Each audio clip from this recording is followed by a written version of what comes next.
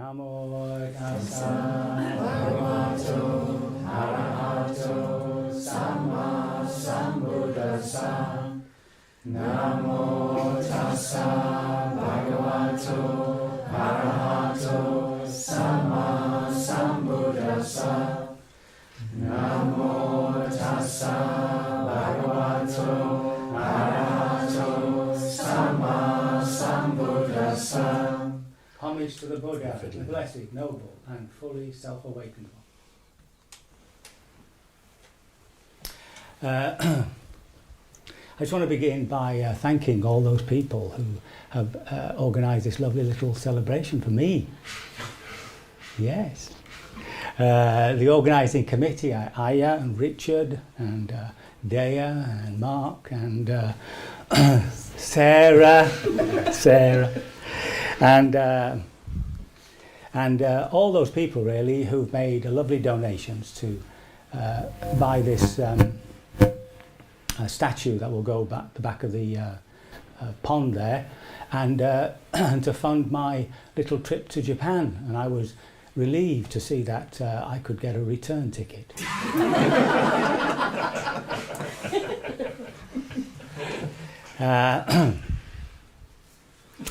Also, I thank Charles and Heather and Mark and Peter who've done this very professional recording for us.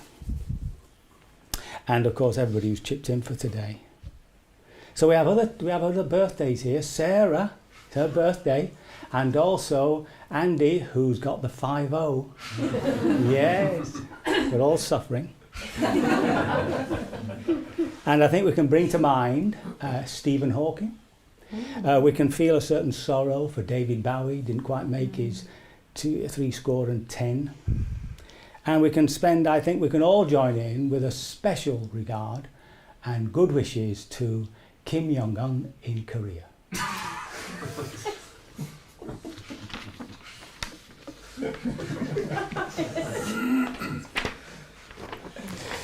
I am delighted that you've taken such joy in my own little birthday. But of course I myself am depressed. Yes, this is the beginning of the steep, the downward trend to decrepitude and senility. Now there was a card which some thought was telling me that 70 was the new 30.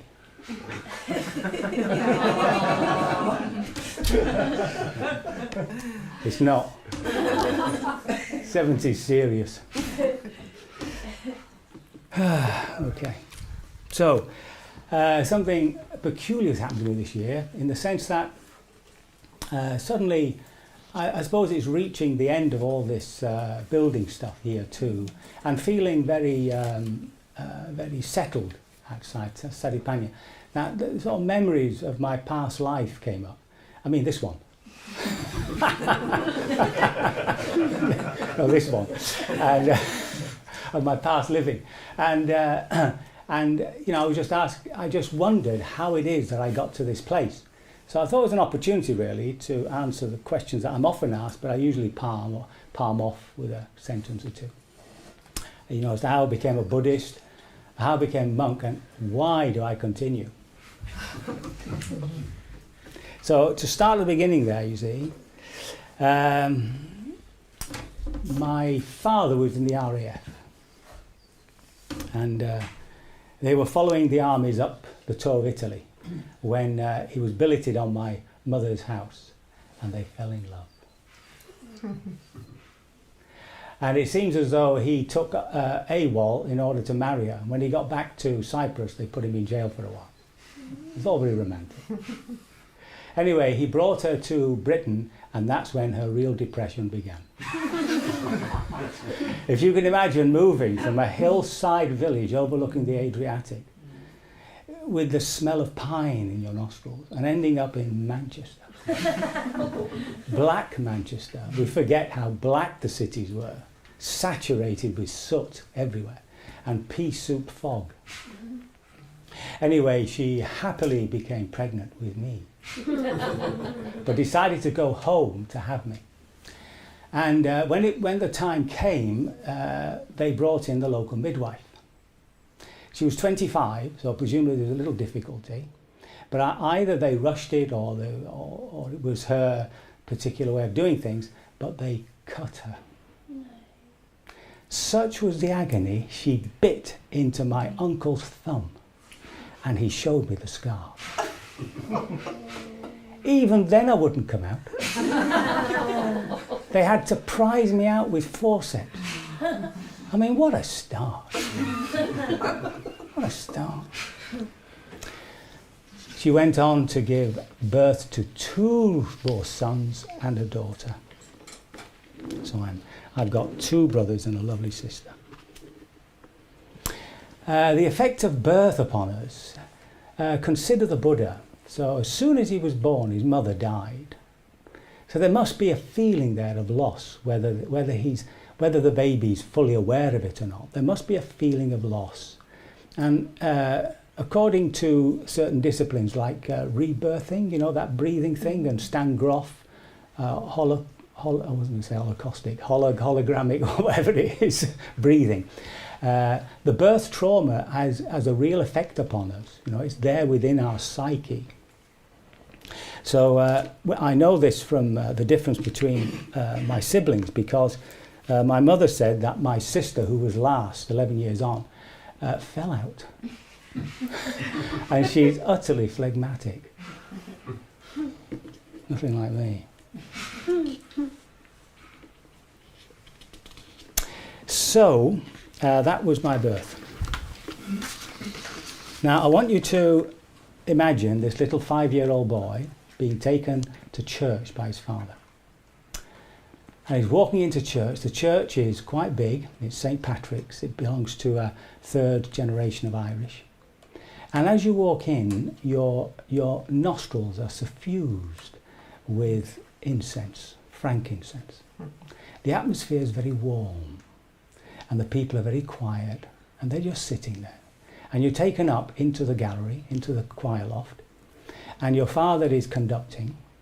And at the point where the priest in these wonderful garments comes in with all the altar boys, because it was high mass, you're there as a little boy, a little child, and you're let loose. You can wander around, and you're hanging on to the barrier of the choir, overlooking down into the congregation, and suddenly Bach or Handel or sweet music is coming.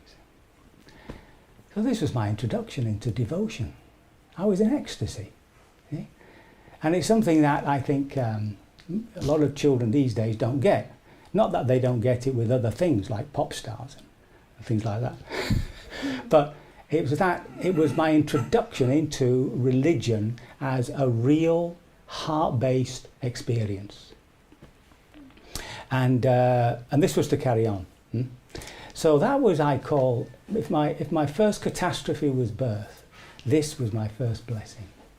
And my mother being a Southern Catholic, they were Roman Catholics, so I should have mentioned that.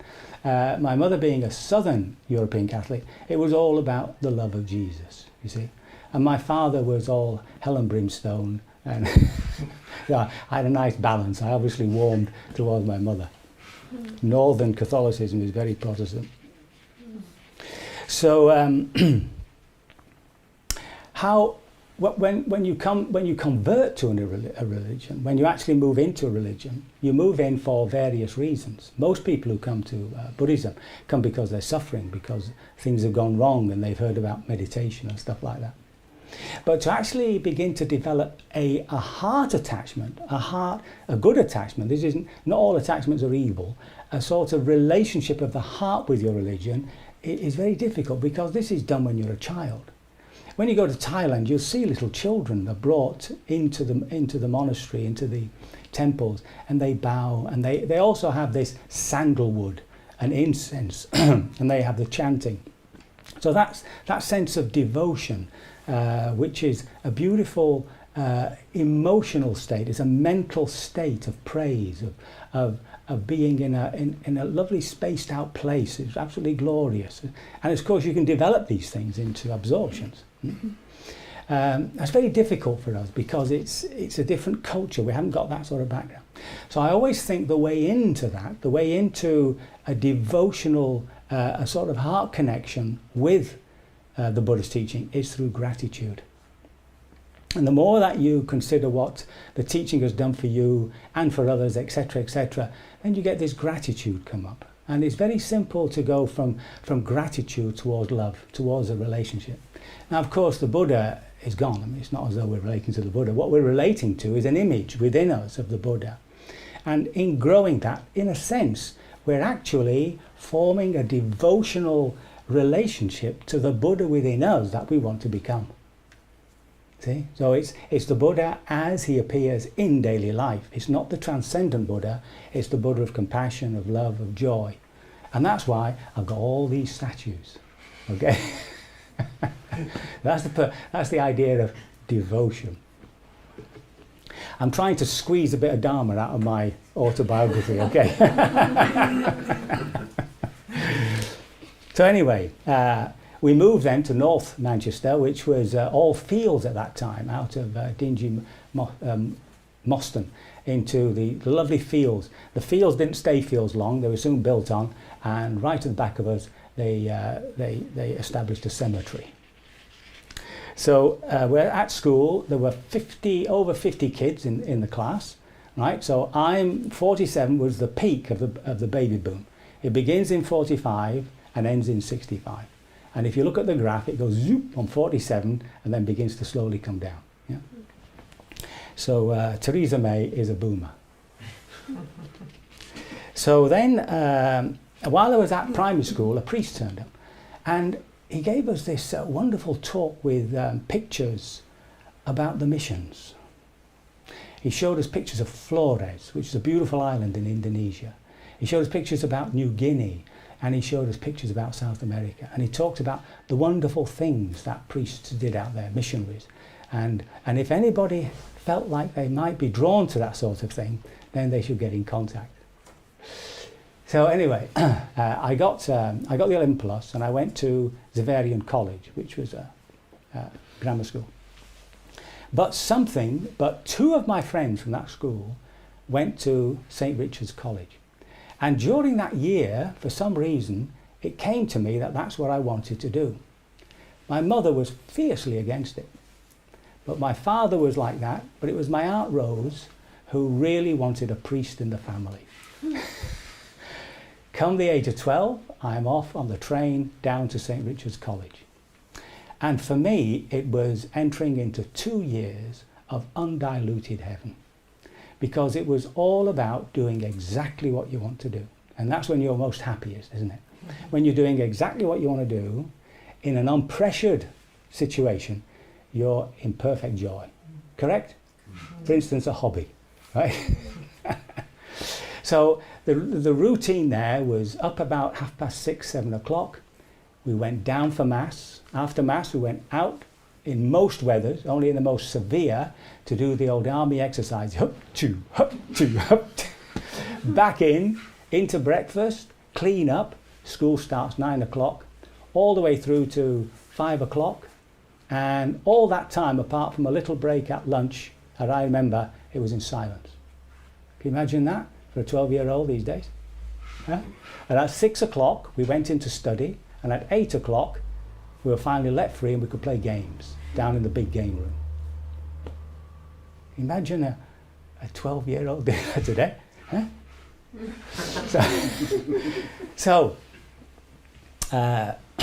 And I really got into it. I mean, it was, all I remember is just being blissed out and hating going home, and having to come back because it was just there that I found my joy. Then something began to happen which promised a different sort of joy. It promised gold, but it turned into glitter.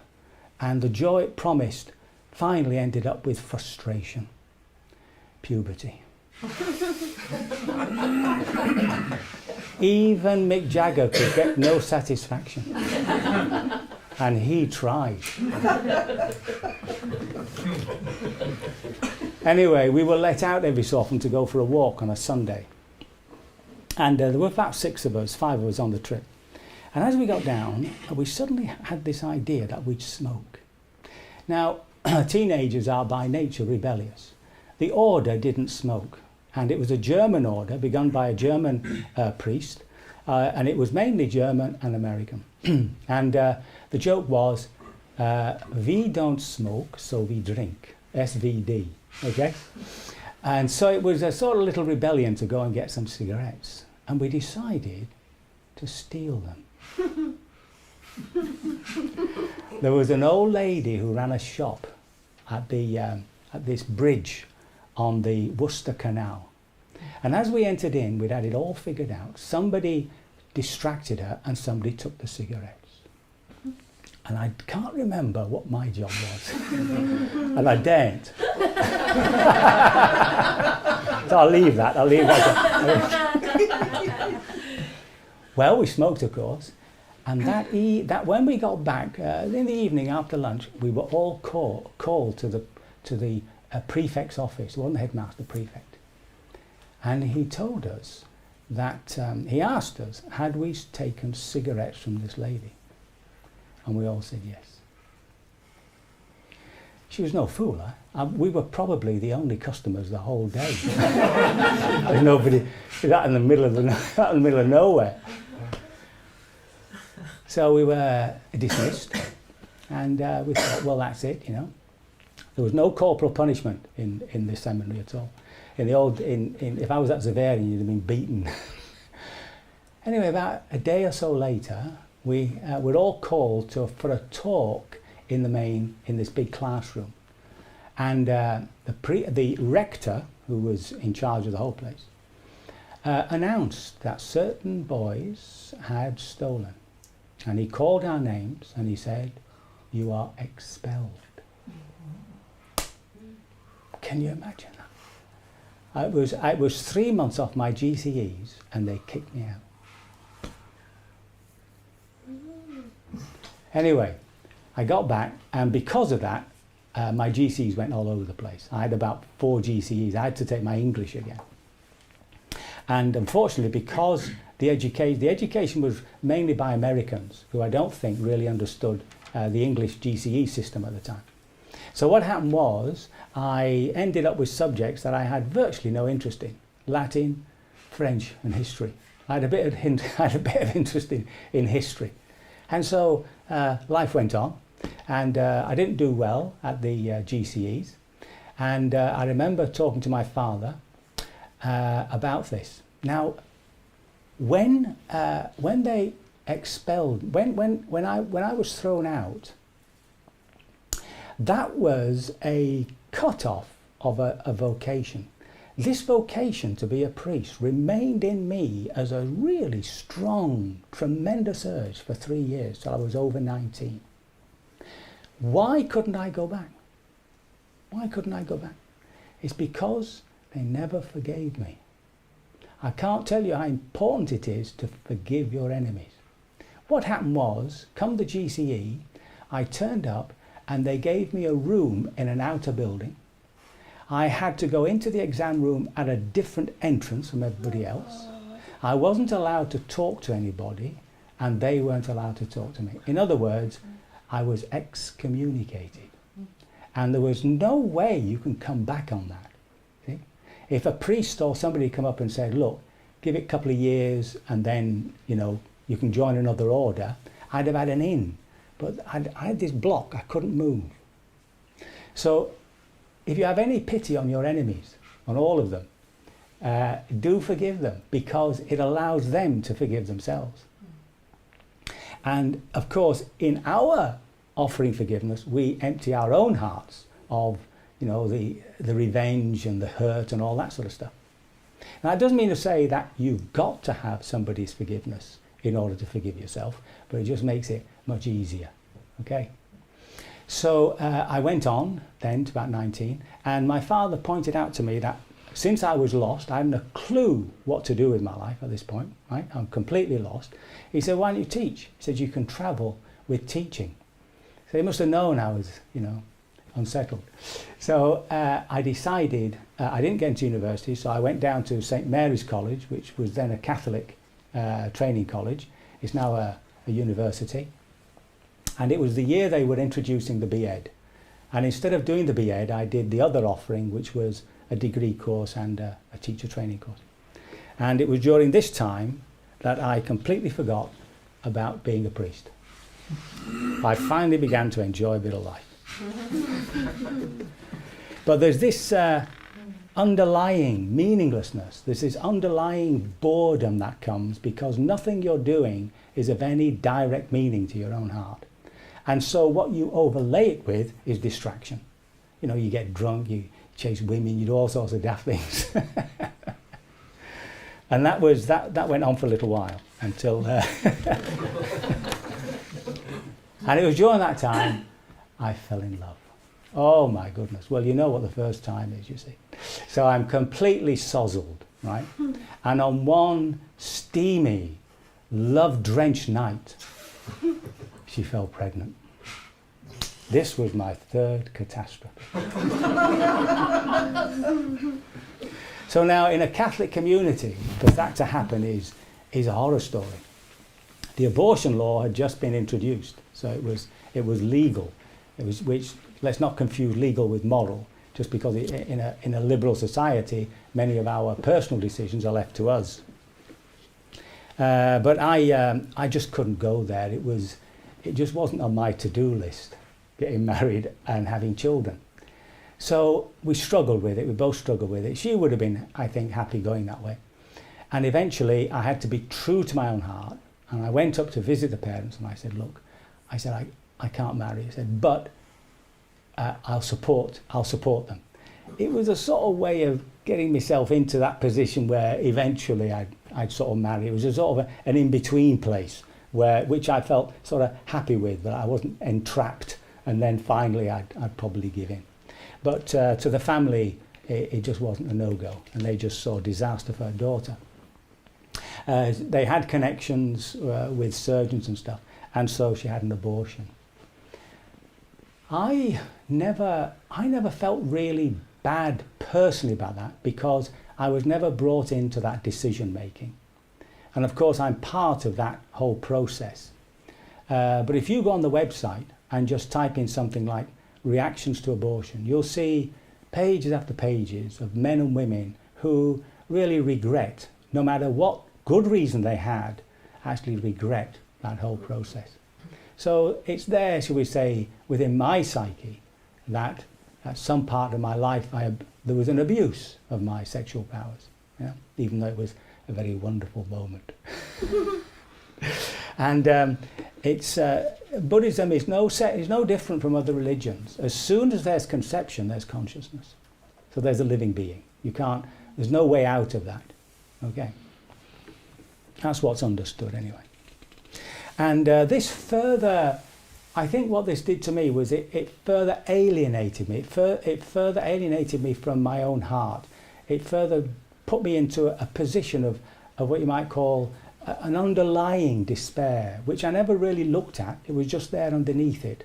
The boredom, the meaninglessness, and then this tragedy and all that just lay down upon me as a sort of despair, which every occasion would actually land me in a sort of angry depression. But it never lasted long because I'm very sanguine. And then one day, I was 21, 1968, very important date, 1968. That was the student revolutions, if you remember, in Paris and all that. And I lay in bed on a Sunday and I said to myself, I wonder what will happen if I don't go to church. Now in those days, if you didn't go to church, it was a mortal sin. And if you didn't get to confess to a priest and you died, you went to hell forever. I mean, that was the teaching. So it was a big decision, right? They changed all that in the mid-60s with Pope John the 23rd. And I said to myself, if I don't go to church today, what will happen? You know, let's see what happens. Nothing happened. So I never went again. I know, it's the most ridiculous ridiculous thing to, I do it where. And what it manifests really was that the religion had now lost that connection of devotion. It had just become an empty ritual. I was just turning up for the Mass, receiving communion, etc., and it had lost its potency. And I think also there might have been guilt about the abortion and all that sort of stuff, and so there was a cut-off there. Now what this did, of course, was it deepened my alienation. It deepened my alienation to the whole thing. In other words, I found myself where Nietzsche found himself. I only discovered Nietzsche fairly recently, because sort of God is dead, we've killed him. And Nietzsche struggled with that. I mean, he came up with the answer of a sort of the courage to face the sufferings and the death of life, and to sort of somehow rise above it. And that's what he meant by the Superman or Supraman, the Übermensch. The Buddha himself, if you remember, had that sort of existential crisis. I mean, he puts it in the myth. There's a myth surrounding, seeing a sick person, an aging person, and a corpse, and this person sitting under a tree. And the whole thing is about him in his young 20s coming to realise that actually what he's heading towards is sickness, aging, and death, and that this image of the samana, of the recluse sitting under a tree, suggested some sort of an escape. So we have to, I think, imagine the Buddha, that he himself is going through an existential crisis, and it's so strong within him to find the answer to this that he leaves his family. In his case, his just born child. So there's this. So I think from our point of view, this is where the Buddha's at. He really doesn't. The meaningfulness of life has gone. It's an existential angst, right? And that's where I was really with this existential angst. Now, I don't really give you the impression that I was going around moping and all that. No, I was still getting drunk and having a good time.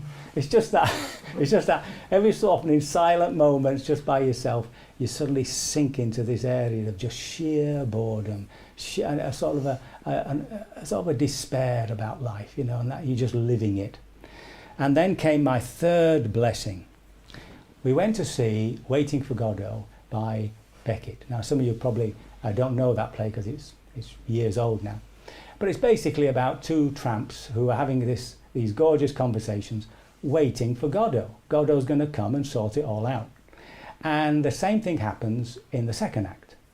And in the first act, two people come, walk across the stage. They don't go into too detail, but when in the second act, one's gone blind and the other one's gone dumb. And in the first act, there are leaves on the tree. In the second act, there's no leaves. So here are the two tramps waiting for Godot, and everything's just getting worse. I came out of that play, even though it was just an amateur production by a college, absolutely enthused. I couldn't stop talking about it. They all thought I'd gone mad. But to me, it just caught this whole existential problem of what is the point if in the end you just die. And I thought at this point, just to get across this, I'd read out a poem by Beckett, which I came across much later. I spent a lot of time writing about nothingness, well, doggerel anyway, and like what it meant to just come to the end, to just finish, and that's it, you're gone, is it? So let me just read this little poem to you, see what you think. Just think, if all this, one day, all this, one day, one fine day, just think, if one day, one fine day, all this stopped. Get it?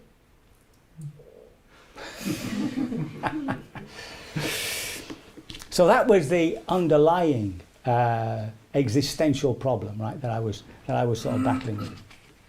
In terms of my emotional life, when I wasn't sort of being extrovert and going out there, there was this. There's a lovely poem by Gerald Manley Hopkins that gets it across, and I carried this now for a long time. But it gives you an idea of. I think it's just a wonderful piece of poetry. I wake and feel the fell of dark, not day. What hours, what black hours we have spent this night. What sights, heart, you saw, ways you went, and more must in longer light's delay. With witness I speak this, but where I say hours, I mean years, I mean life. My lament is cries countless, cries like dead letters sent to dearest him that lives, alas, away. I am gall, I'm heartburn, God's most deep decree, bitter would have me taste. My taste was me. Bones built in me, flesh filled, blood brimmed the curse. Self-yeast of spirit, a dull dough sours. I see the lost are like this, and their scourge, to be as I am mine, their sweating selves, but worse. Ooh, isn't that good, eh? Whew. Their sweating selves. I love it. So then, actually, I've gone and forgotten my centerpiece. I'm so sorry. I'll have to go back to my birth. Do you mind? I'm sorry, I don't know what's wrong with me. After that terrible birth, we seem to have both recovered. Eh? I hadn't seen this picture for years. And when I saw it, I thought, well, blow me down. See? And two things came to mind when I saw it. I thought, first of all, we remember our mothers as old, you know, in old age. We forget they were all lovely young women. Yeah? And the other thing was that little child. If it was just shown to me, there's no way I'd make a connection with that child at all. Yeah. I mean, this is the 10th body. Hair. Maybe. Well, no, he's got hair. He's got hair. There's no way I'd make a connection. This is my 10th body, if we're to believe biology. Every 10 years, you completely change all the atoms in your body. Anyway, sorry about that. I'll leave it. So, okay. So I leave. The relationship breaks up. I can't handle it anymore. So anyway, I'm in Spain and I'm looking for my friends, and I've lost them. I've arrived there sometime later, and I pick up a telegram from the local post office. Do you remember telegrams? Yeah, fantastic. Eh? You get down to the telegram, and it said, "Congratulations, son, BA and teaching certificate." And I went up onto a high rock and overlooked the sea, and I said to myself, "There's no way in this world I want to teach."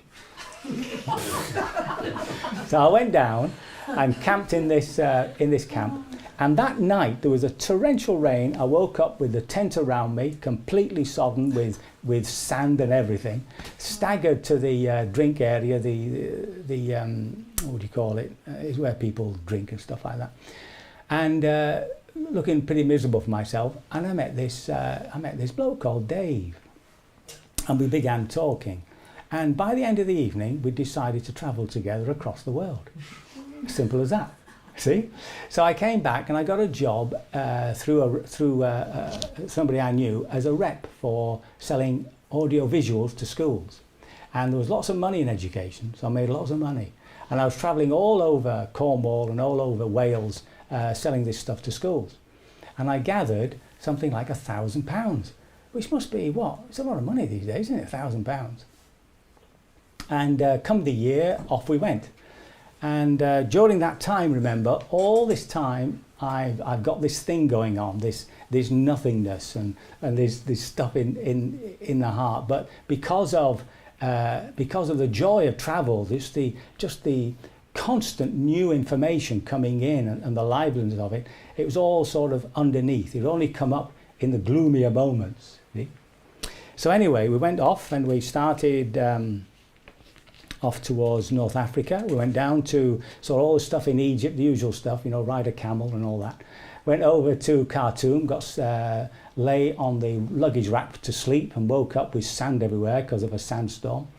Got onto a boat down to Juba, which is now the capital of South Sudan, and for 10 days we were looking at the amazing sight of reeds. The reeds were so tall they went up above the boat, and the boat just ploughed through this canal, which was the Nile, and all you saw for 10 days was reeds. And because we didn't have much money, we were just eating bread. So this was a really gloomy time, and that's when I wrote most of my doggerel about nothingness. Yeah. Got down to Juba, we flew across to Entebbe, we made this amazing bus ride across Africa.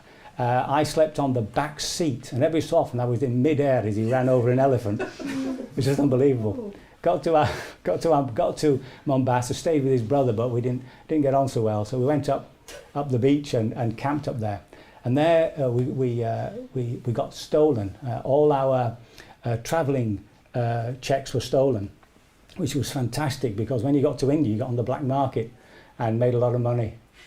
Terrible, isn't it? And they stole my father's watch. He'd given me this gold watch that he had been given after he'd finished his time as a headmaster at St. Patrick's. And it had inscribed on it at the back, and it was a precious thing, you know, and I lost it. So I wrote him a letter expressing my sense of sorrow and my love of him and all that, you see. Well, when his reply came back, you know, about 3 or 4 months later, he said, "Thank you, son, bit sentimental."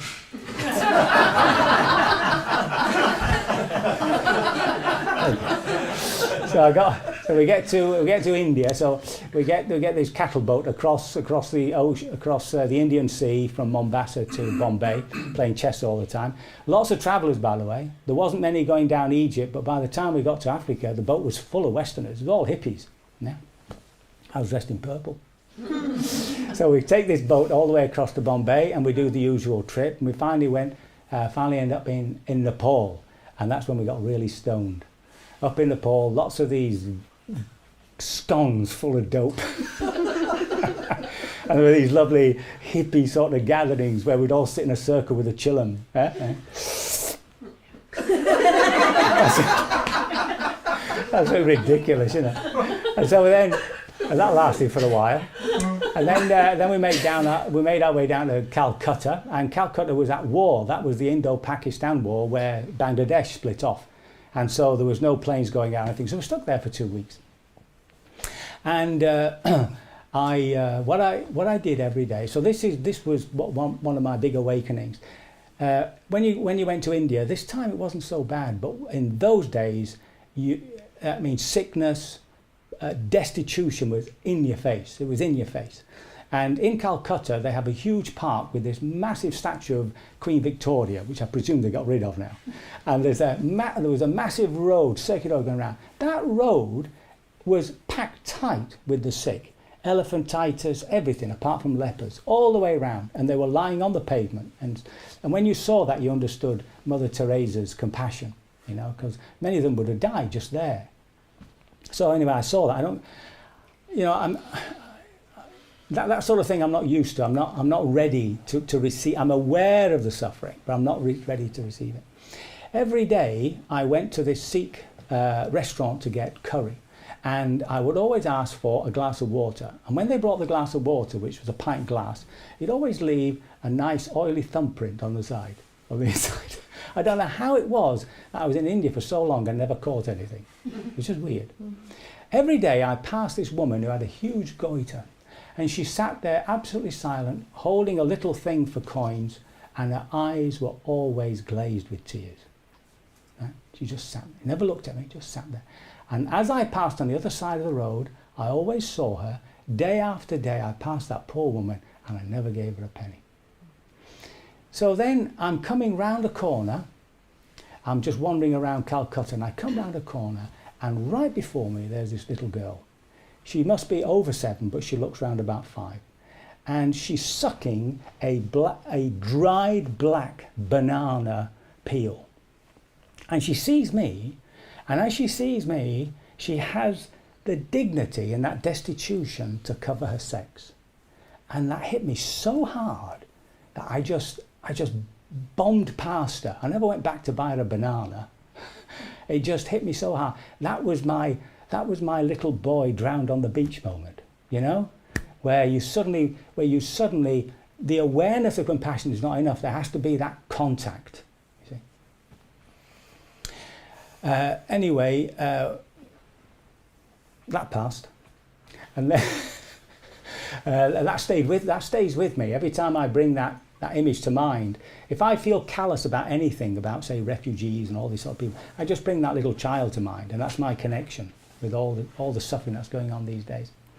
So we're in Calcutta, and we did a couple of naughty things, and we had opium. Opium's wonderful.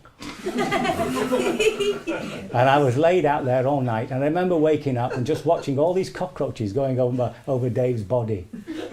I went into the toilet, and there was cockroaches everywhere. It sounded as a cockroach. I thought, fantastic. Anyway, I woke, and all my trouble's gone. Like, you know, what is all this business? Nothingness, you know, it's just stupid, you know, get rid of it all. I'm just absolutely blissed out. Then, of course, it wears off when I'm depressed and anxious again. So before long, we're off on a flight. We're going to Bangkok. And we do the usual tourist trip. I'm wandering into all these beautiful Buddhist buildings. That's it. Yeah. I have no connection at all with Buddhism. For me, they're just museums.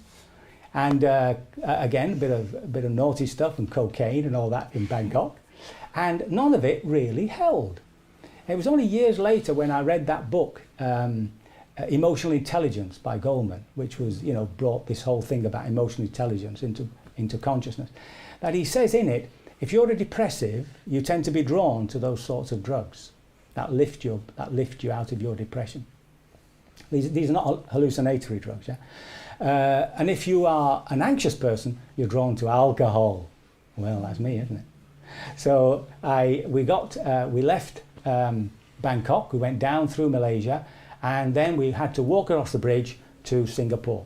And as we got to the checkpoint, they sent us back to get the haircut. Fascists. So we had to cut my hair off, all of it, and then come back. And then we stayed in, and then we took this boat, which was a real proper, lovely little boat, all the way to Port Moresby. It was on its way to Cairns and down to Australia.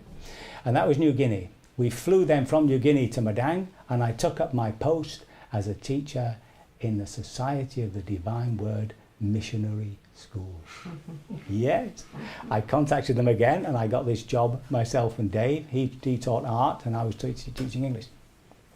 So that was a great sort of year, and teaching those kids, you know, they actually want to learn, you know what I mean? And, you know, great things like climbing Mount Harbour, going up this boat, which was run by a priest who was really a sort of dislocated cowboy.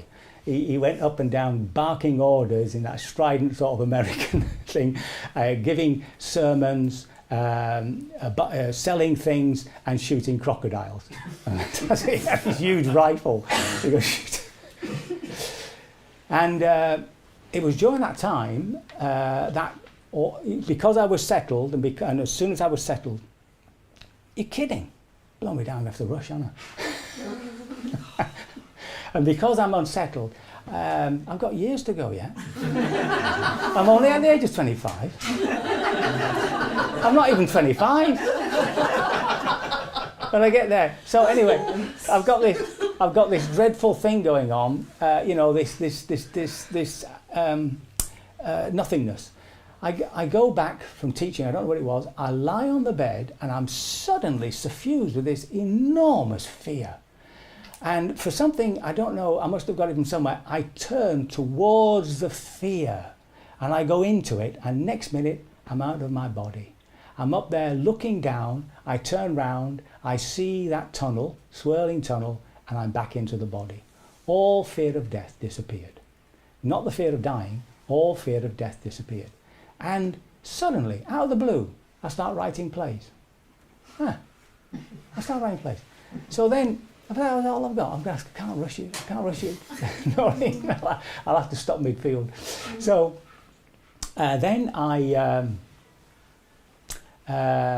I go down to Australia because I'm interested in theatre, and I go to a training school really to learn the art of theatre, because I know virtually nothing about it. And that's where I fall in love again. Hijacked. So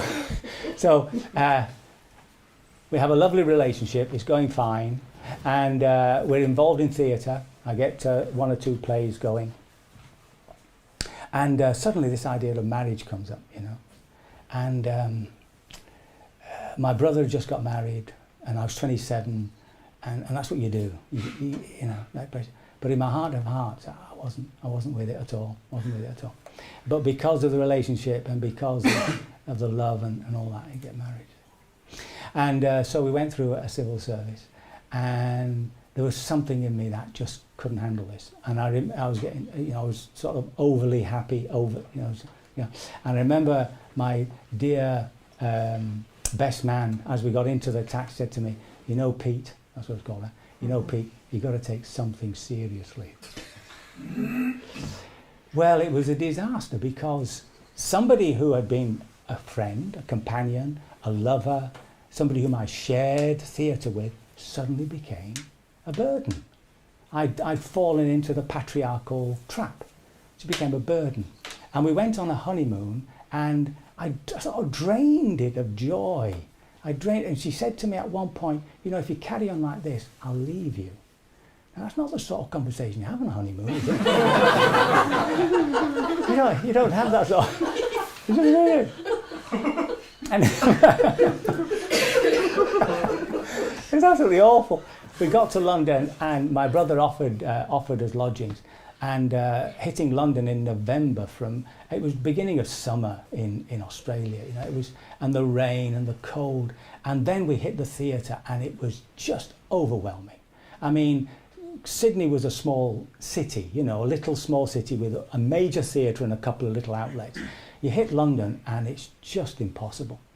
I sent my plays off, and I would follow them up, and I got one play back, and it had 600 written on it. I mean, it was just overwhelming. I was so depressed, and we were so depressed. I was dragging her down. I was dragging her down too. We were at the SOAS, it's a School of Oriental and Asian Studies. And while we were there, this Nigerian approached us, and he said he was taking a troupe out to Nigeria and would we be interested. Well, we were completely lost. We just said yes. And he went and gave us lodgings. He said, "I'm going to get the group together in a house." So I left my brother, went to this house, and it was just an empty room with a mattress in it. We had to put a line up for the clothes. And and we were there for about 2-3 weeks, and nothing's happening. And we're saying, "Larry, can you show us the play? Can you show us the play?" And finally he shows us this play, and it could have been written by a 10-year-old. And it was an inverted racist play. It was all about this great black chief who was going to teach these stupid white people something. And myself and Chris, by the way, her mother was Aboriginal and her father was English, we just looked at each other, "Oh, got to get out of this. Very fortunately, I'd lost contact with Dave, my travelling companion. And as we got onto a tube, he was right there. I said, "Dave, see?" Just as a wonderful thing, he was moving out of a flat in Highgate. We were down in Kentish Town, and it just worked for us. So the night before, we'd planned the escape, because there must have been something in us that told us something like this would happen. We told him that we weren't going to come. That evening he came round, and he went ballistic. I mean, it was racist. It was awful. And my wife stepped forward and slapped his face. He made for her. I grabbed hold of him. I'm on the floor with him. I'm holding him down. I'm shouting, "Relax, Harry, let go." Finally, when he gives up the struggle, we both get up, and he's standing there, and he goes off again. I said, "Yeah, you know," and I'm very penitent, and I'm saying, "Get back." And finally he left. That night we slept with doors up against with chairs up against the doors and a carving knife. I slept with a carving knife, just in case. It was every day. 7 o'clock in the morning, we were in that taxi and off we went. Anyway, it just got worse. It just got worse and worse and worse. And eventually my wife got a job in a theatre company up in Birmingham. And really, that was the first leaving. We both knew something was wrong. We knew it wasn't working. And her leaving really was the beginning of that, of her leaving me. I went back home really depressed. I was back in teaching FE. I mean, it was awful. And I was getting nowhere with my plays. There was a fantastic opportunity when the director of Earl's Court Theatre actually asked me to come along. I had an interview with him, and we were discussing this play I'd read. I mean, you don't do that with a top director. And I didn't have the energy to go back with another play. I didn't keep the contact. I mean, that's what you do. Once you got your foot in, you keep pushing. And so I'm getting slowly depressed, lack of play. And that's when Chris tells me that she's fallen in love with somebody else. So, apart from the ego thump, the affection had sort of almost disappeared, really. So there wasn't that sense of loss that you might get from somebody whom you truly love. But it put a cap on my situation. I mean, I was getting nowhere. Plays were no good. I was teaching, which I hated doing. I was going nowhere. So I was in a state of absolute despair. And I was in a state of shock and despair. I thought, well, everything I'd built up these last years has been absolutely, it's just collapsed. And then it came to me that it was the most rational thing to do, the most obvious thing to do. In fact, it was common sense. I had to go to Japan to meditate. I don't know how that came. I'd read a book on Zen Buddhism in Sydney, and I'd walked from where I lived to the shops, looking at myself, observing myself. By the time I got to the shops, I thought, no, it's going to drive me crazy. So that was it. That's my Zen. That was all I knew. So I wrote to the Buddhist Society. How do we find places before Google? It's a mystery, isn't it? Anyway, I wrote to them, and they wrote back and gave me 21 reasons as to why I shouldn't go to Japan. But they put me in touch with Throstle Abbey that had only recently opened up in Hexham in Northumberland. And from them, they put me in touch with Vajrayabeli, who was teaching in Birmingham, just a bus ride away from where I was living. So I remember going there on a cold February day, and she was very zen, and the house was cold, and we got up to the room, and there was a couple of Greek people there, and then she took us into the shrine room. We all bowed, and I thought, this is ridiculous. And then, then she sat me on a stool, and she pushed my back in and sat me upright, and then she said, just watch, keep your eyes open like that, and the instruction was, watch what comes up. So I sat there for 40 minutes in absolute agony, both emotionally and physically. But by the end of it, I was just convinced this was going to get me out of this hole. And she had a room in the house which wasn't occupied, so I went to lodge with her. So that was February. By July, I had a job, which was a really easy one, teaching English to foreign students. I'd bought a house. And everything sort of began to move in that way. That was my last catastrophe. That was my last big catastrophe. I've had catastrophes since, but they're only small C's. Right? And so I carry on doing that. I've lost my plot now, just a minute. Where am I? Oh, yes. Then I go up to Zen, and being part of a Zen monastery was like being back in St. Richard's. It just came to me just with such ease. I loved going up there, even during the summer holidays. I'd spend six weeks up at the Throstle Abbey. And then one day I came back and I lay on the bed, and this tremendous fear just filled the whole of my body, every cell. I felt it everywhere. And there came this picture of this little boy, 2 years old, going into the front room, shaking my grandfather and saying, he's dead, they've killed him, now they're going to kill me. 2-year-old. So I said to my father, I found grandfather dead in the front. He said, no, he died in bed, I was with him. So this tells us a lot about trauma, children's trauma. Obviously my parents weren't getting on, they didn't. Not so well anyway. And I'm thinking I'm the problem. And they go in and they presume they've killed my dear old grandfather. And I presume they're going to kill me. Now, what happened when that trauma came up? So you have to be very careful with childhood memories, right? Because you don't know what you're laying on them.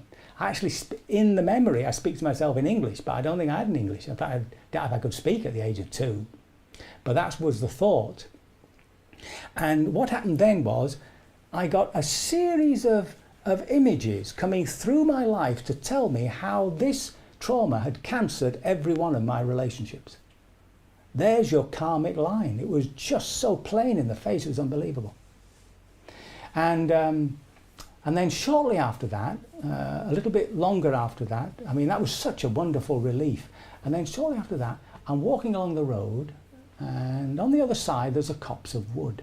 And as I turn into the copse of wood, I get this thump on the head. This energy comes down into the heart, it shoots out towards this tree, and what I'm looking at is a kaleidoscopic vortex of energy reaching up into the sky.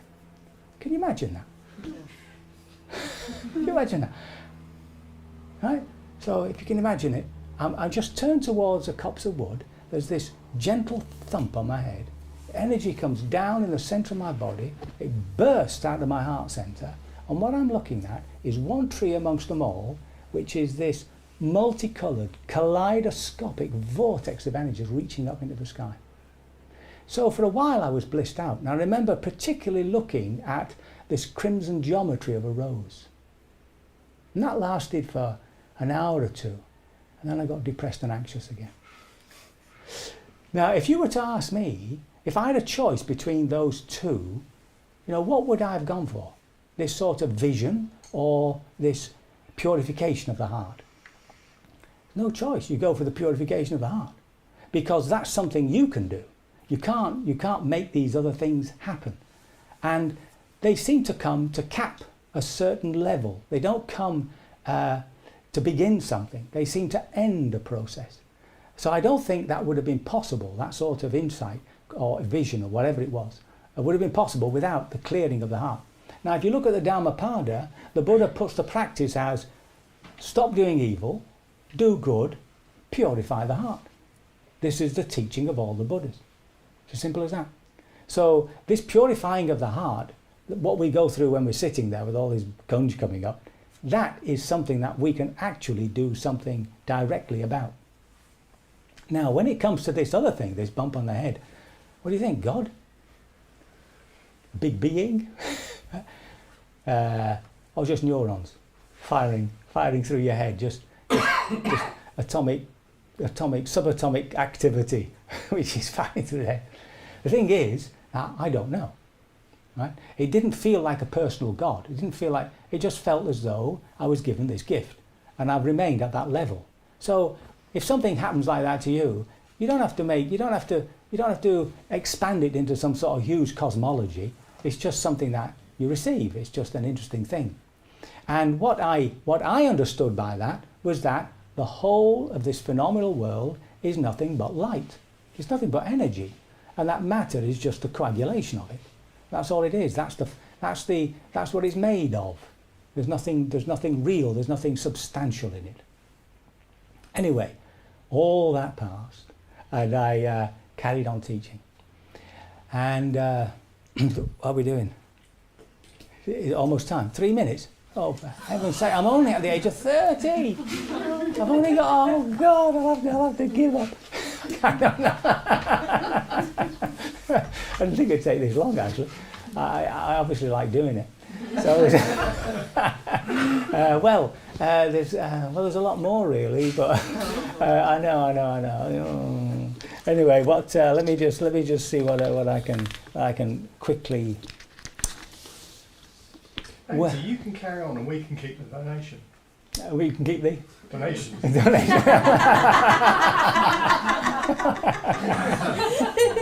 Yeah. Yeah. We can just avoid all that stuff. Yeah, exactly. Well, the story then is basically how I became a Buddhist. I went up to Throstle, I joined the Zen monastery. I then, through Vajrabhali, I met the Theravada monk, and I did a retreat with him. And in that retreat I was drawn. Then the next year the Mahazis came, and that gave me a real technique in which to really delve into myself in a way that Zen hadn't really done. And it was from that I decided to take a sabbatical from work, And I went to Burma with my teacher for 6 months. And when I came back, I was really, during that time, this whole business of impermanence became even more clearer, because there I actually clearly saw that although this might be, what I'd seen about this tree might be true out there, what's actually true in here is the arising and passing away minutely of consciousnesses. And that's actually what we're experiencing all the time, just this screen which is flashing inside us. And what is it that's aware of it? What is it that is looking at it? And that, of course, is our satipanya, that's our intuitive awareness. And it's that separation which is the process of liberating ourselves from the delusion of thinking that we are this psychophysical organism. So when I got back, I was really fired up. I was going to make a go of it. I got back to college, to the college I was teaching at, and they gave me a promotion, for heaven's sake. Can you believe that? So I thought, well, this is what I've got to do. I'll take a sabbatical every so often. I'll come back and get a promotion. So they gave me a promotion. And then during that time, I was ready, really, to move into, you know, the whole thing of marriage. I bought a new house. It was a semi-detached house. And during that time, I began to fall in love again. Oh, my goodness. And so there was then this sort of real potential, you see. But something else started to creep in, which was, why don't I spend 3 years as a monk? Now, the monastic order was established by the Buddha exactly for that reason. When you look at the rules of the monastic order, you end up simply learning the Dharma or meditating. There's nothing beyond that if you're keeping the rule as he would want it, And the whole infrastructure that comes with it in a society is that it holds you there. It holds you in that place. So I struggled with that for about a year, making lists for and against, and for and against. And finally, when it really got on top of me, I went to see Bodhidhamma, my teacher, and I said, Bhante, I want to become a monk. And he said, you're too old. What a relief. Let's get back and live properly. So that was it. But it wouldn't leave me. So come another 6 months, I'm back to him and I'm saying, listen, I've got to, I really have to ordain. Even if it's only for 3 years, that was my intention, a 3-year ordination. So again, he said, well, no, he said, you're needed here.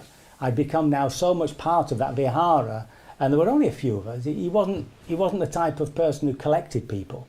So there was only about 3 of us who held the whole vihara up. So again, I went away, but this time I wasn't so convinced.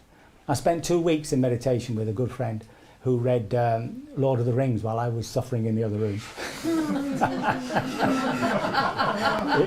if you're listening, Peter, you'll remember. And I came back absolutely determined. And when I went to see him again, he said, okay.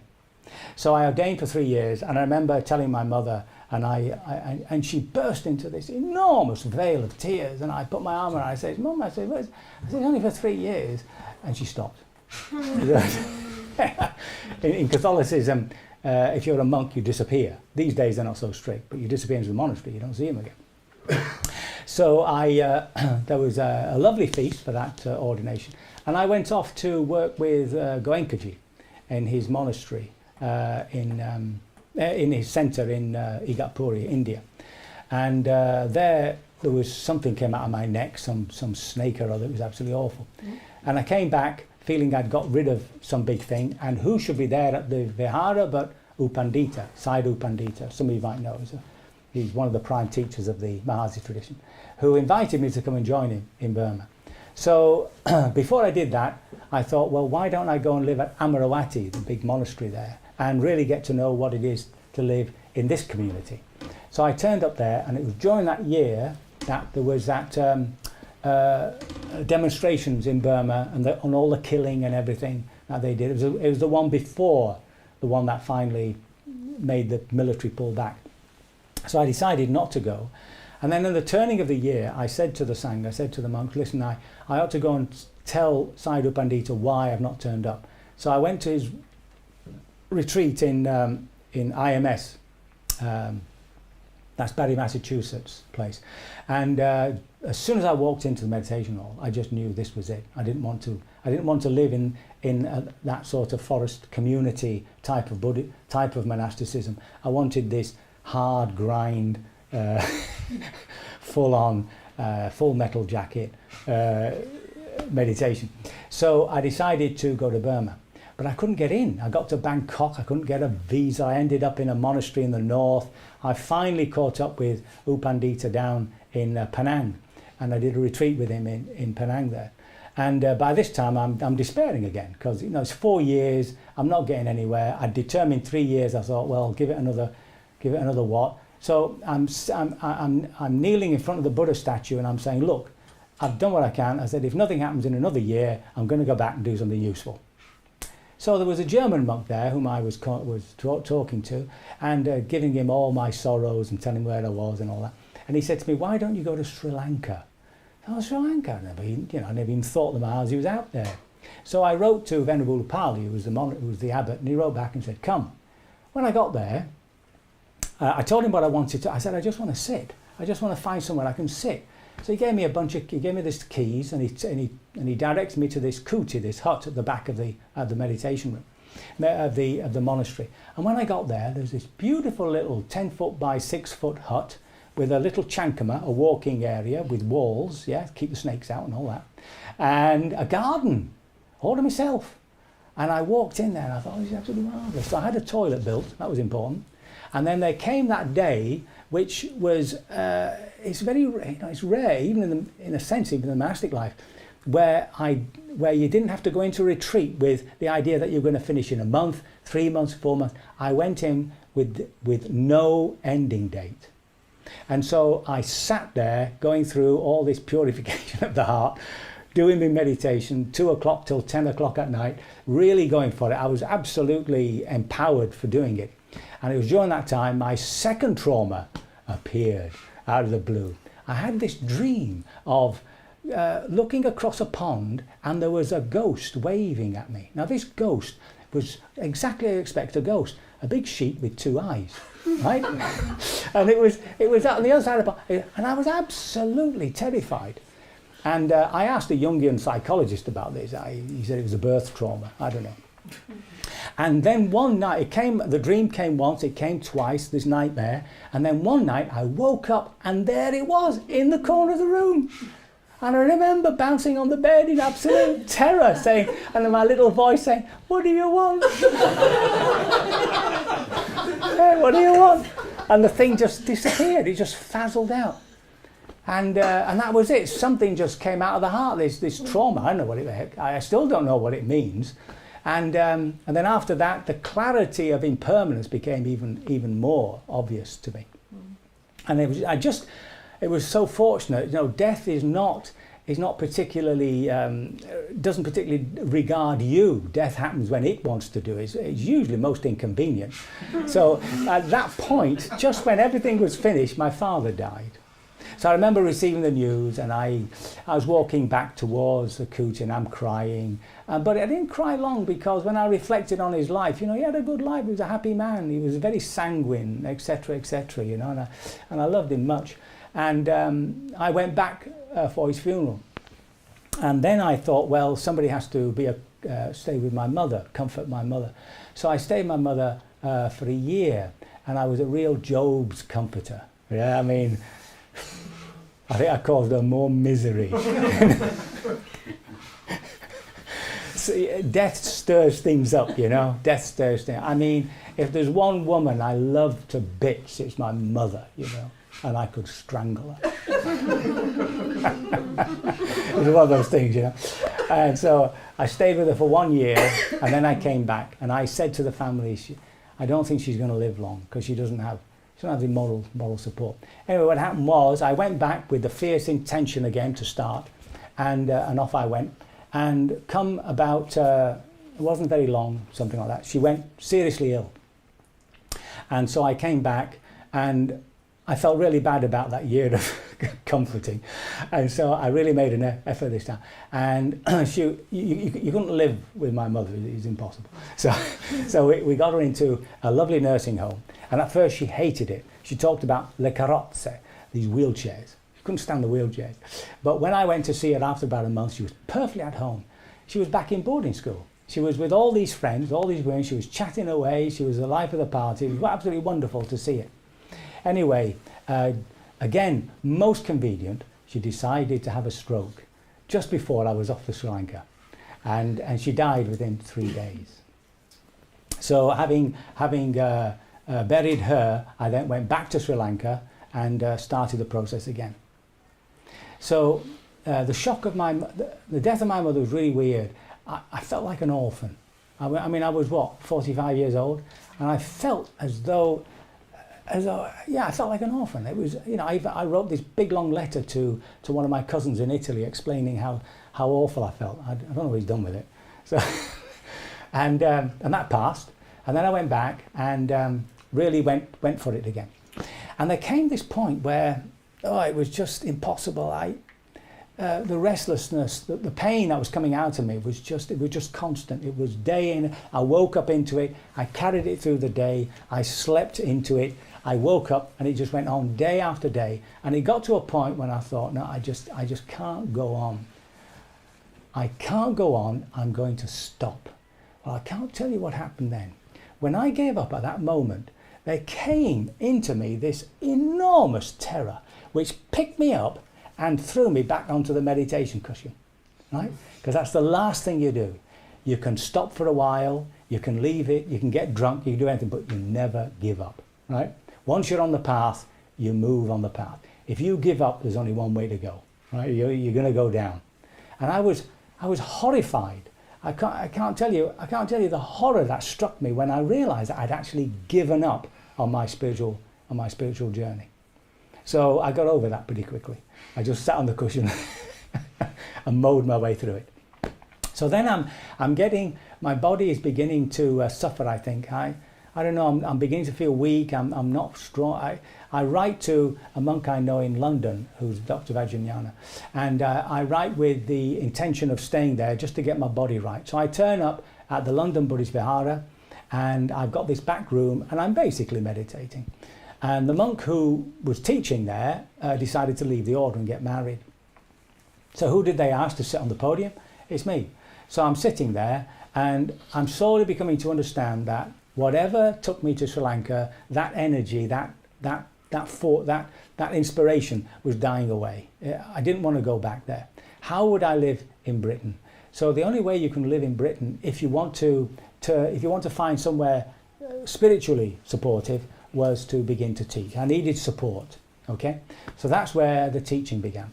But of course I had this horror of teaching. I really didn't want to do it, okay? So I'm teaching weekend retreats, and come the year 2000, I decide, look, I've got to sort this out, and I go on a retreat with Upandita, outside Upandita's place, Pandita Rama, in the middle of Rangoon. And when you go on retreat with a problem, you don't think about the problem, you just go on retreat. And whatever is causing the problem will in fact just sort itself out. In other words, what's causing the problem is confusion. That's what's normally the problem. And if you just sit with it, if you just stay with it, as confusion, as fear of making a decision, eventually it just sorts itself out. So that was another rotten retreat. It was 6 weeks of misery. And then when it passed, and then when it passed, it was lovely and peaceful for a week. So I'm down at the end of the retreat, and I'm in the hall there, and I'm looking at the bookcase, and my eye falls on this book, and it's all the stuff on teaching that's taken out of A Course of Miracles. Some of you might know that book, Course of Miracles. It's a big book, and it's got a teacher's book with it. And I pick it out, and I'm reading it, and by the end of that book, I'm absolutely certain that what I've got to do is teach. How weird. It happens, doesn't it? You've got this problem, and you call for help, and the answer comes. It comes in its own time. So I get back to Britain, and I go back to the Vihara, and I set up a little trust, and before we know it, we've collected £25,000 to open a centre, and that's where the big mistake comes. I open up in the north of London. All my support is in the south. Right? I completely forget that London is not a city, it's a collection of villages, right? And you don't go from the south to the north for an evening meeting, right? That's a 2-hour journey. So on the opening day, 30 odd people came, and what happened was they never came again. And I had this, they never came again, that's it. And come September, Matesh, a Dutch student, he was a student at the one of the London universities. doing a PhD, and he's very good. He supported me all the way. He's a lovely man. And I said to him, you know, if we don't have somebody by the end of September, we're not going to have a group. So we advertised all over the place, made these little stickers, and I had 2 young fellas, and they cycled everywhere, and they put these stickers everywhere, laundrettes, libraries, and everywhere, right? And it had the wrong telephone number. Yeah, you learn, huh? You learn. So the first night the neighbour came, and he never came again. Okay. The second night nobody came. All right. So by October, I'm thinking this is a disaster. Okay. By you know, the end of that season, the Sri Lankans had come to help us, especially Sita. She was always there helping me, Sita Siriwardene, Dr. Sita Siriwardene.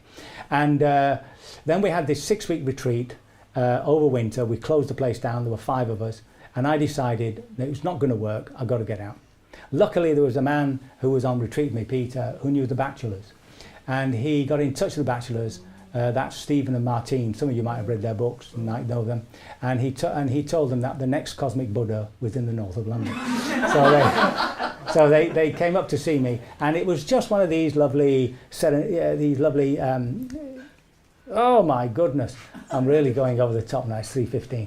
I'm rushing now. I'm rushing through, right? Where do I need to get to? So anyway, this is it. This is the last bit. So it was just one of those times when Gaia House was stuck. The bachelors had moved to France. They needed somebody there to look after the personals, about 12 personals throughout the retreat. So I went to visit. I went to see Christina Fellman, and I thought it was a great place. And when I was there, it became really my Dharma teacher centre, college, because not only was I treating with people who had come on personal retreat, some of them were ill with ME and things like that. Some were, you know, psychological problems, not mental illnesses, but you know, passing depressions and all that sort of stuff. I had to deal with some of the managers who were running the place, and I was given the chance to run these 8-week retreats in the Mahasi system twice a year. And it was during that time that I realised that there was a little space to start something like this. So after about a year or 2, I decided to leave. I was never really fully into the teachers' organisation there, because it's a very lay organisation. And so again, came to a choice as to whether to disrobe and become a lay teacher or to remain a monk. It was a bit like, for those of you who know the imagery, a bit like being a Catholic priest amongst Quakers. So I gave up. I decided to leave. And then we just went through the whole business of a trust. I have a special thanks to Anne Ashton, who was the treasurer, who was the accounts person at Gaia House, and she took us through this whole process of a lawyer. We got a lawyer from down in London, you know, a simple letter to the charitable trust, and we had it, you know, and it only cost us £2,500. And then we set it up, and well, then it's just history, isn't it? You know, I find this place, and from then on, I think you know what it's all about. Mm-hmm. So let me see now. Let me see. I have to finish now. This is the coda. This is finally the coda. Noreen's really rushed me. I could have been here 3 hours. So first, here we go. Right. Okay. So you might ask now, after all this, see, like where am I? You know, everybody wants to know where you are. So the Buddha gives this image of an ocean in which beings are swimming underneath, completely lost. Others bob their head up and down, and some are stable, and they can see there's an island which is both in but not of this world. Now, for me, it wasn't an ocean. It's been a swamp. Okay, so I'm stuck in this swamp with crocodiles, and every so often there's a bit of a clearing, and that's it.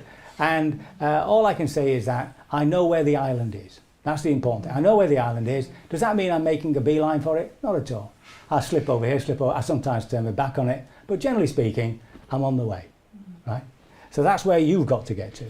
So you can see how I just stumbled and bumbled and just blundered my way through life, but not without lots of summery somersaults and sticky toffee pudding with custard. So it's, and I've landed here in an area of outstanding natural beauty. It's not bad, is it?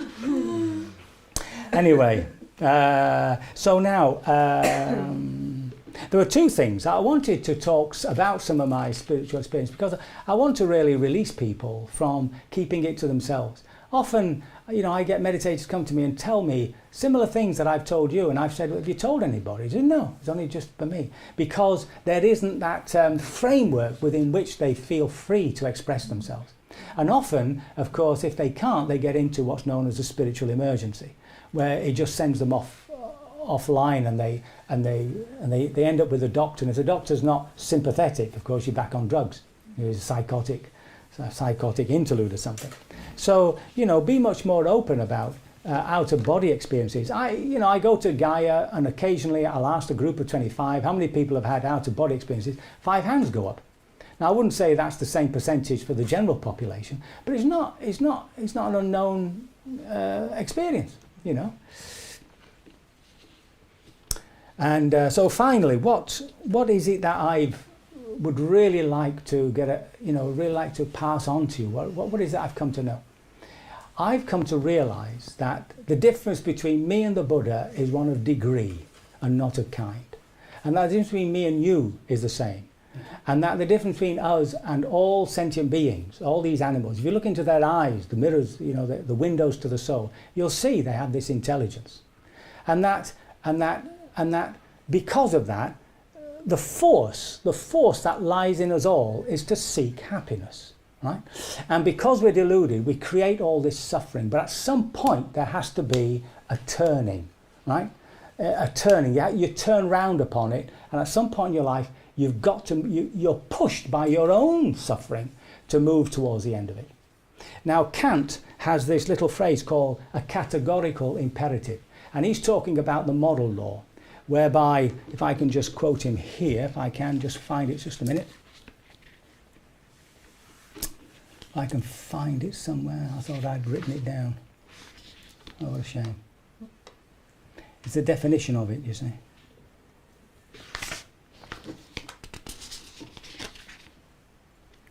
A categorical imperative, by which he means that if you make a moral law, like for instance, not to steal, that is unconditionally and completely applicable to all human beings. Right?